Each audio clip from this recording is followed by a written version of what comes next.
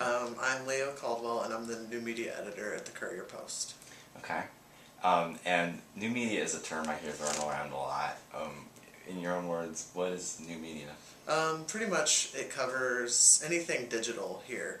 I think that in different markets it might mean something else, but at the Courier Post it means anything digital. Our social media, our website, our digital advertising, any sort of applications we end up developing. So in video, photo galleries, just any digital product that we produce. Okay.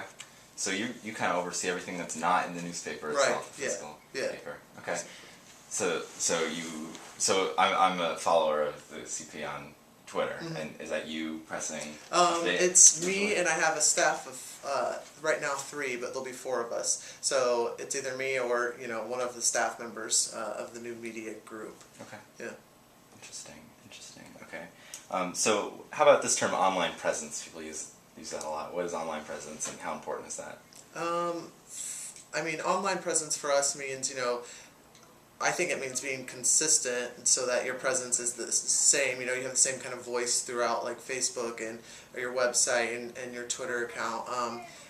And it's having an online presence. I guess it's having a voice in the conversation. If there is a wreck on 70, that we have a say in that. Like, okay, this is what we know, because people are going to talk about it. If they see something, a huge fire, they're going to be talking about it on social media, or they're going to be talking amongst themselves. And to have an online presence is to have a voice in the conversation of what's happening in the world.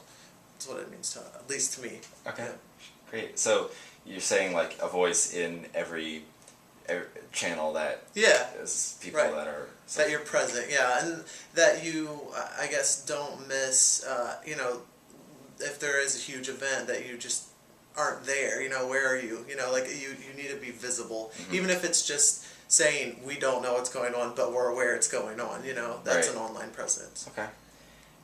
I wanted to ask, what's the most important part of a website, or nowadays it's not even so much a website, it's just these social media outlets, and what kinds of things do you do to drive traffic to those areas, or I guess increase visitors? One thing that we had a big push on in the industry was page views, and what they did, at least in the last few years, they started doing a lot of photo galleries, because that's a page view each click. Okay. And what we've transitioned to, and I think is the smart thing to do, is now they're focusing on unique visitors, because that's actually getting more audience, as opposed to just saying you clicked on this photo gallery 100 times. That's great, that's still you on our website. So we've shifted the focus to unique visitors. And I mean, the best thing for a news organization is breaking news, and really honestly, bad news. I mean, people talk about they want good news, and we give them good news, but they click on violence, fires, and breaking news, any sort of breaking news really. If it's urgent and it's now, and we report it first, that's really going to drive traffic to our website.